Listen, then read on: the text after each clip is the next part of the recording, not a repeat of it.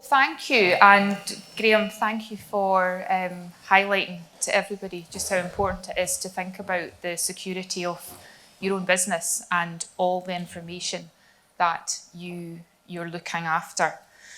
So I think there should be plenty of inspiration in the room, having heard from colleagues in terms of ideas, in terms of what they're doing. But I think one of the things that we hear at Scottish Enterprise when we talk to businesses of all kinds of sizes, that there are a couple of barriers which stop people implementing new digital ideas or thinking about technology. So Nick actually mentioned when he was talking earlier that he and I were actually both in Madrid for the last couple of days. We didn't know each other was there, but we were both at the World Tourism Organization. And I was lucky enough to speak to about 35 different countries from around the world. And one of the things we touched on was just how they deal with supporting tourism businesses in their countries. And I talked about some of the support that is available to tourism businesses in Scotland. And it's fair to say that there was quite a number of sharp intakes of breath, because the provision that we have in Scotland, which I'm just going to tell you about shortly, is by far and away more extensive than many of the other competitor countries that you should be thinking about when you're thinking about who our tourism competitors are. So I'm just going to run through for the next 5-10 minutes or so just where you can get this support and what that support actually is. So the first scheme is a Scottish Government funded scheme. It's been around for several years now. Digital Boost is provided locally for you by Business Gateway. So it means it's an accessible offer, and it's all about helping SMEs improve their digital skills. It's about trying to help small businesses and medium-sized businesses think about how they can take advantage of things like e-commerce, social media, web, and all kinds of things that you've been hearing about today. In terms of getting access to this support, it's very, very straightforward, to be honest. First thing is a wee online questionnaire, which the team at Digital Boost call your digital health check. What that does is it digs into what your challenges are in your business, what your objectives are. It also asks a little bit about what you do now. So what's your digital profile looking like now? And out the back of that questionnaire, you will then be guided through a whole lot of resources that are available to you. The guide will probably say that you should have a kind of mix and match package of resources. Some of the stuff is online and it's about videos and tutorials that you can get involved with. You can do that at your own pace and your own time. There are also almost 20 different workshop topics. They roughly last about half a day each. Like I said, they're available locally to you and they are free. Your guide will also tell you which of these workshops are the most appropriate for you. And then the most useful, in my opinion, element that is available to you as a business through Digital Boost is one-to-one support. Again, what we hear from companies is they've got some ideas, but they don't know how to take them to the next level. So they want someone to help them do that. They want someone to work with them. So Digital Boost, once you've done your health check, and if they point you to one-to-one support, you can get up to 21 hours of support. Typically, your one-to-one advisor will create a plan for you and with you, and they will help you put in place some projects which have been identified. I love this example. So this is a lady called Isabel. Some of you might know her business, Vintage VW Campers. So she was renting out these beautifully restored camper vans to take holidaymakers around Scotland, enjoying the local scenery. But she wanted to do more in more markets because initially, really a lot of her business was coming from the Scottish market and it was coming through word of mouth.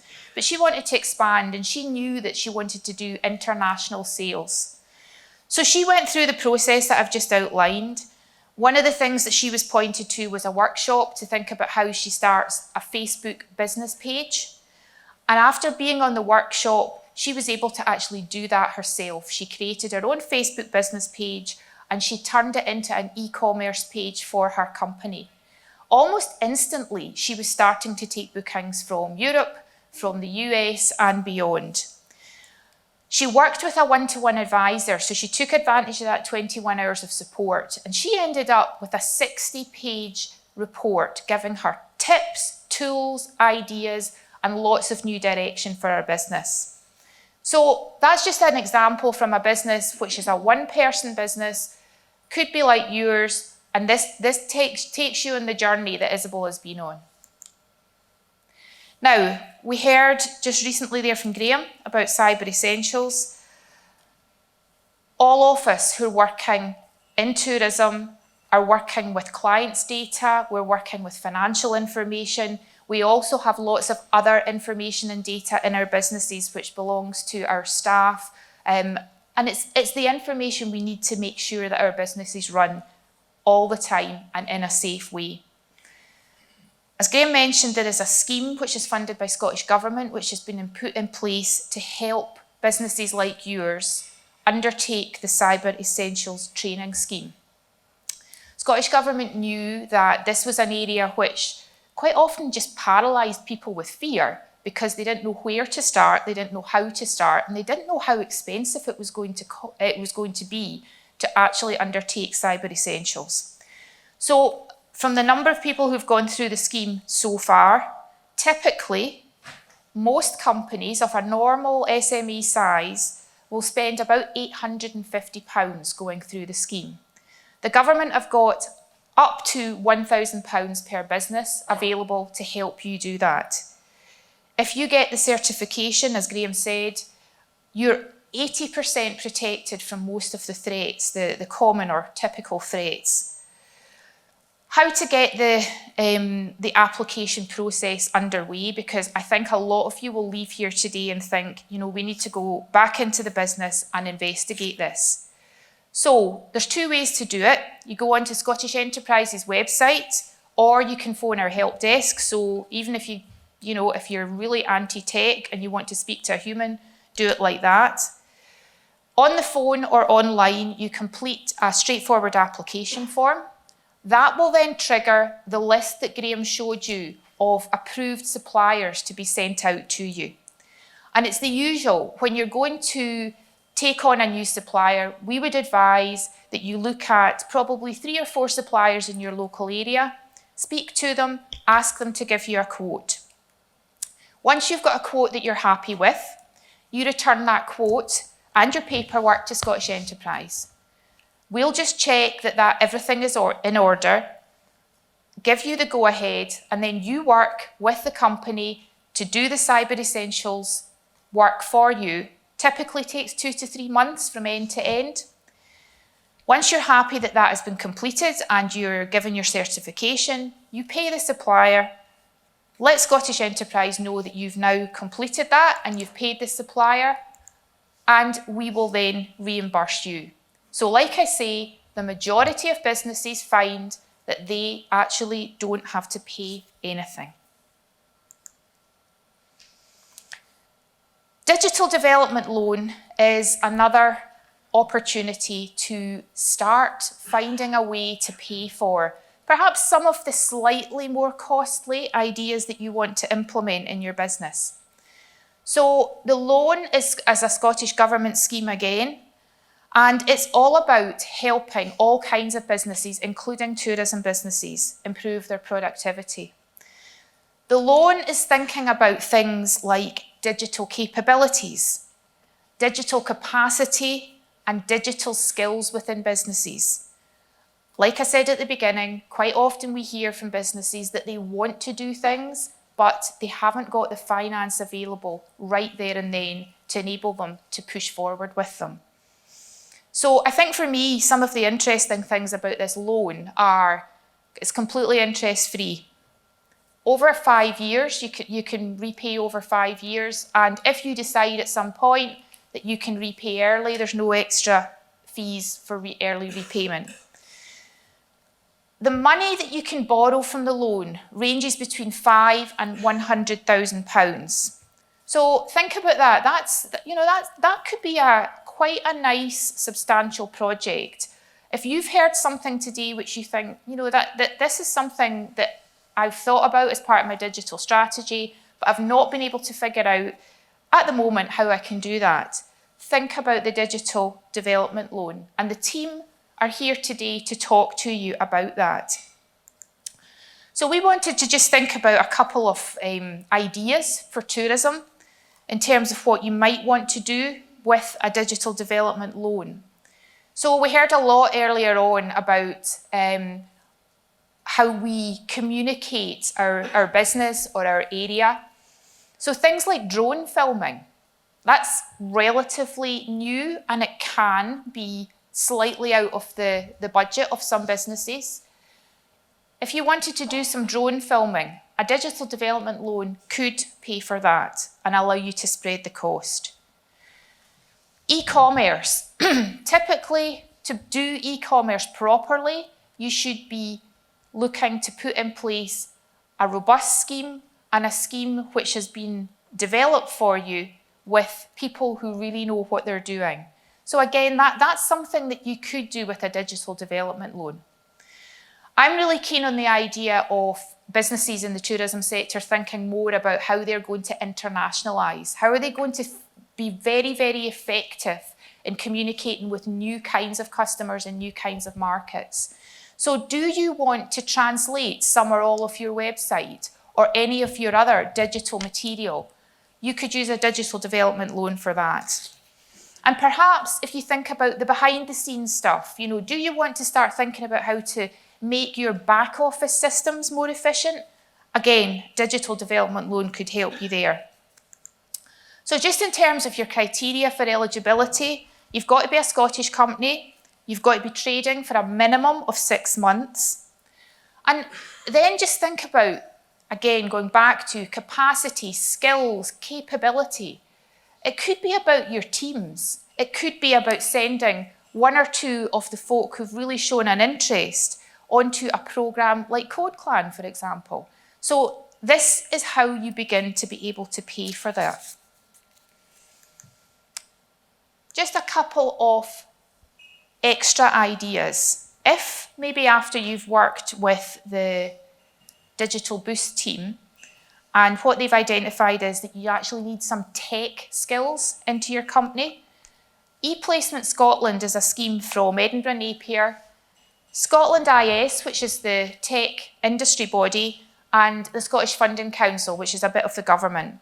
So what their job is finding matches between undergraduates who've got tech skills from across the whole tech sector and matching them with companies like yours. So did your work with Digital Boost say, actually, you need somebody with this specific technical capability to help your company move forward?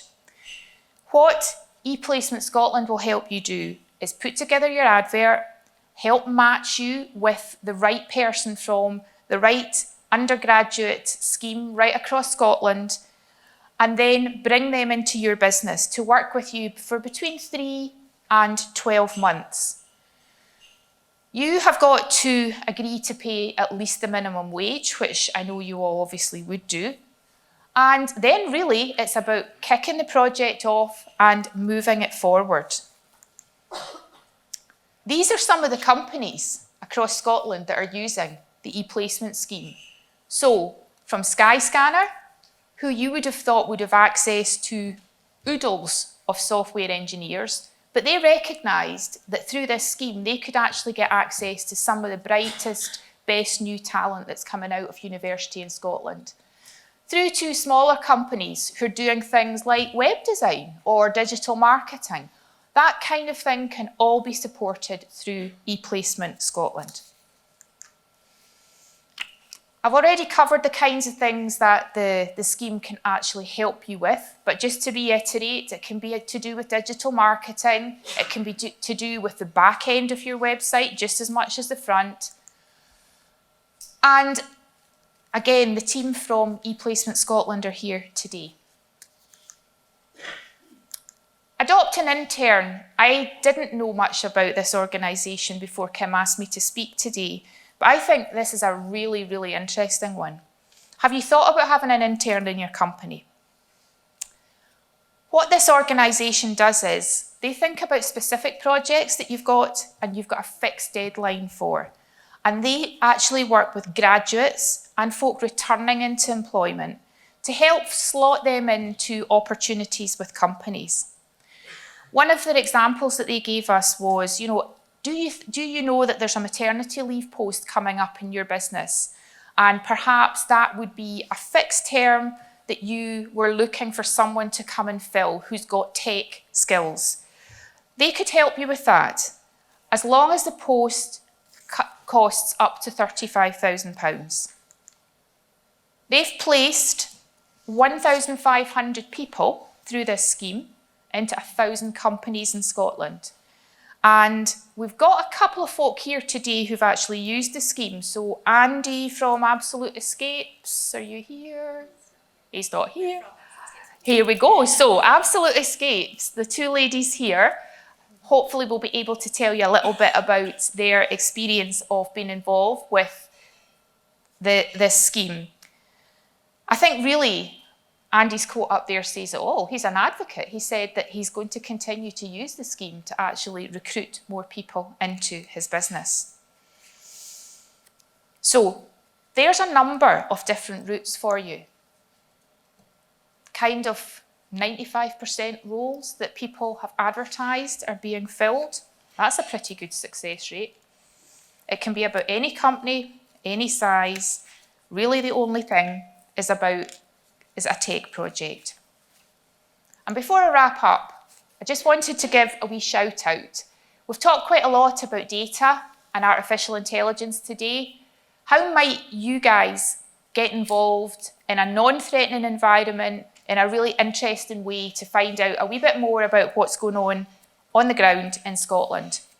So, Travel Massive, huge global network of travel industry professionals working together to support each other in networks all over the globe.